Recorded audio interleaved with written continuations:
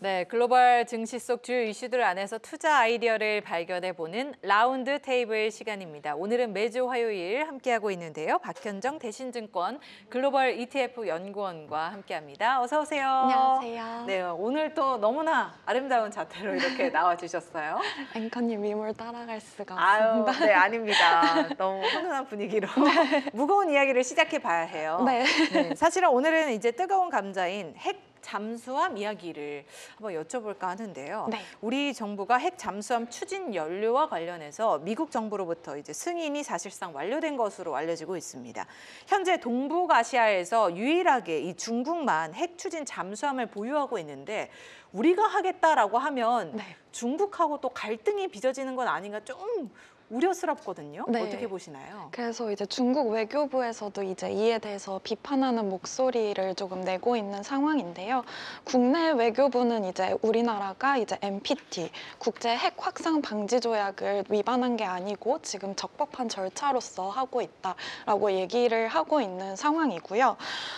이재명 역시도 이제 한국과 중국의 정상회담 속에서 중국 측의 이제 핵 추진 잠수함이 자주국방과 관련한 문제이고 이제 특정 국가 중국을 겨냥한 게 아니다라고 언급을 하면서 조금씩 이제 갈등에 대해서 완화를 해 나가고 있는 모습을 나타내고 있습니다. 근데 저희 정상회담도 이제 우호적인 분위기 속에서 마무리됐다라는 뉴스가 나오고 있는 상황인데 그래서 이제 전반적으로 좀 이슈는 한동안은 잦아들 수는 있다라고 보고 있고요. 근데 다만 이제 저희가 그러니까 실제로 이제 건설에 들어가게 되면 10년 정도가 걸리는 긴 작업입니다.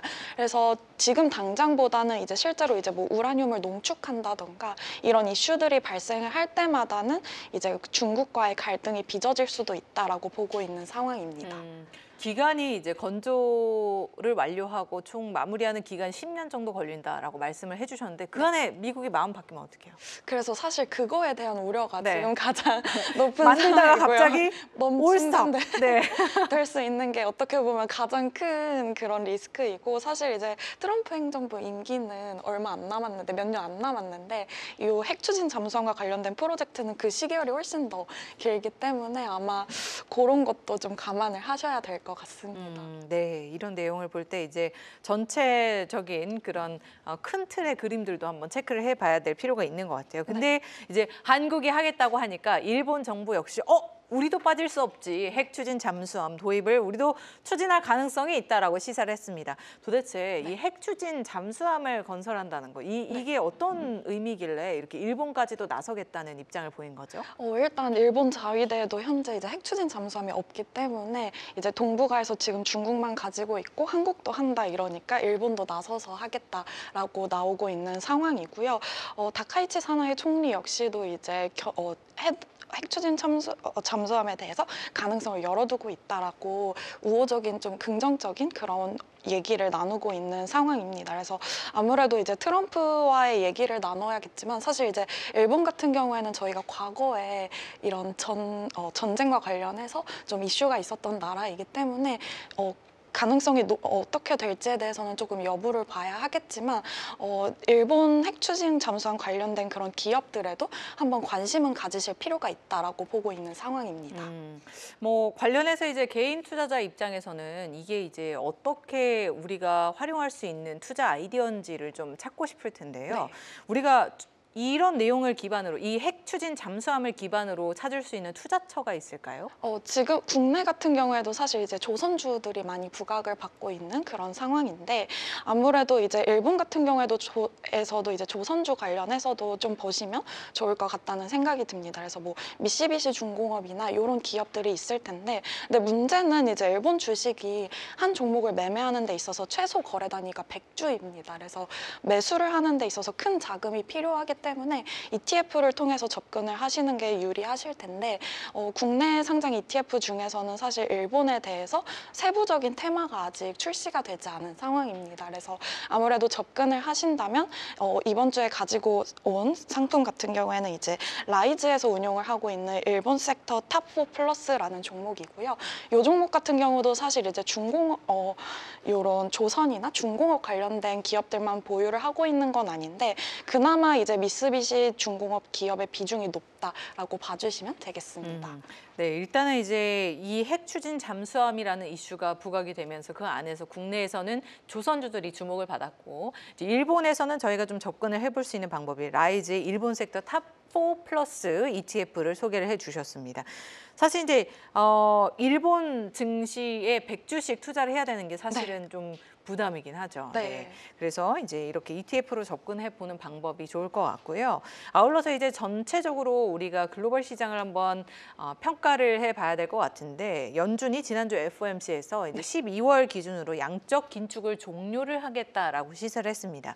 어떤 방식으로 양적 긴축을 종료를 할 건지 좀 궁금하고 또 이렇게 된다면 이제 긴축을 종료하면 유동성이 자연스럽게 증가하게 되잖아요. 이게 시장에는 또 어떤 의미로 다가올 수 있는지 좀 해석을 해주시면 좋을 것 같아요. 네, 일단 연준이 양적 긴축을 종료한다라고 해서 바로 완화로 가는 것은 아니지만 어쨌거나 저희가 이제 큰 틀에서 봤을 때 내년까지 기준금리 인하 사이클이 이어질 것이다라고 보고 있기 때문에 그런 관점에서는 글로벌 유동성은 계속해서 증가할 수 있다라고 보고 있는 상황입니다. 특히 이제 파월이 12월 기준금리 인하에 대해서는 아직 결정된 바가 없다라고 얘기를 하면서 이에 대해서 시장이 좀 매파적으로 해석을 하고 있는 상황인데요.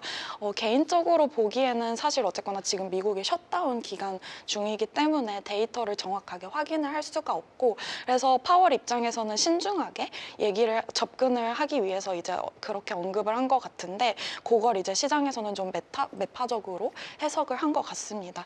그럼에도 불구하고 지금 증시는 굉장히 성과가 좋은 상황인데 그건 아무래도 이제 내년에도 기준금리 인하 사이클이 계속해서 이어진다라는 것들을 이제 가정을 한 그런 기조가 이어지고 있는 것이다라고 봐주시면 되겠고요. 그래서 결국에는 이제 저희가 풍부한 유동성 속에서 저희가 또 지금 미국의 3분기 어닝 시즌을 진행 중인데 견조한 실적과 이제 풍부한 유동성 속에서 연말에도 미국 증시 같은 경우에는 강세를 계속해서 이어가지 않을까라고 예상하고 있는 상황입니다. 연말까지 이제 긍정적으로 좀 시장을 봐주셨습니다. 장밋빛 전망을 또 이렇게 해주셨는데 사실 지금 상황이 그런 것 같아요. 이제 연말에 산타 랠리를 기대한다고 하니까 산타가 지금 연말까지 열심히 썰매를 타고 산을 타고 있었는데요. 오늘 같은 경우에는 이제 쉼터에서 이제 좀 따뜻한 차도 한잔 하고 커피도 마시면서 쉬다가 고민을 하고 있는 것 같아요. 산을 더 올라갈까 아니면 이쯤에서 내려갈까. 우리 지수의 상황도 그렇지 않을까 하는 생각이 듭니다. 역사적인 강세장의 이런 패턴에서도 사실은 그거 이상을 뛰어넘는 상승 랠리가 펼쳐지고 있고 저희가 그 역사의 현장에 함께 하고 있는데 앞으로 더 갈 수 있을지가 참 좀 우려스러워요. 왜냐면 지금 많이 왔거든요. 거의 정상에 다다른 느낌도 나고요. 근데 이제 산의 고지를 한 번 더 넘을 수 있을지가 너무나 궁금한데 위원님은 어떻게 생각하시나요, 연구원님? 저희가 사실 연초만 하더라도 이제 미국장은 오르는 거에 비해서 이제 국내장이 소외를 받으면서 이제 코스피 금쪽이라고 하면서 코쪽이 막 이렇게 불렀었는데 지금은 코쪽이 맞습니다.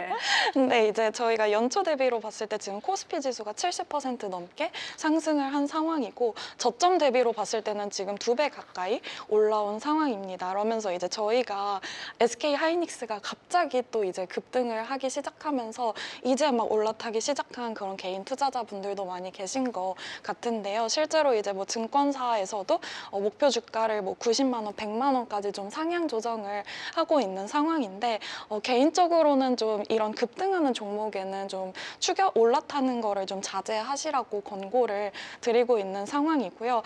이재명 정부에서 사실 코스피 5천에 대해서 이제 목표로 제시를 했지만 이게 이렇게 단기간에 할지는 사실 생각을 못했을 것 같습니다. 그래서 아무래도 이제 저희가 너무 급격하게 올라온 만큼 조금 쉬어가는 그런 구간은 보일 수 있다라고 보고 있는 상황이고요. 그래서 지금 장세를 보면 아무래도 좀 예상치 못했던 종목들이 막 튀면서 올라가고 있는 상황인데 그래서 지금 많이 올라온 종목들보다는 어떻게 보면 지금 소외를 받고서 이제 올라가고 있는 그런 종목들에 좀 관심을 돌리시는 전략이 더 유효할 수 있다라고 말씀을 말씀을 드리고 있습니다. 네, 사실은 이제 앞에 저희가 주가 차트를 보면서 깜짝 놀란 게 SK 하이닉스입니다. 네. 그냥 이 시가총액이 지금 뭐 상위 단에 올라와 있는 종목인데 네. 52주의 수익률을 보니까 200%예요. 네.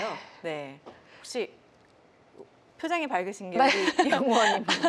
SK하이닉스를 못 사면 이게 다 루저가 된다라는 네. 이야기가 있을 정도로 SK하이닉스가 많이 올랐는데 지금 현재 많이 오른 종목보다는 그 안에서 좀 옥석 가리기를 통해서 앞으로 밸류에이션 저평가된 종목들이 더 빛을 발휘할 수 있다라는 내용으로 정리를 해주셨습니다. 함께 열심히 찾아봐야 될 것 같네요. 네.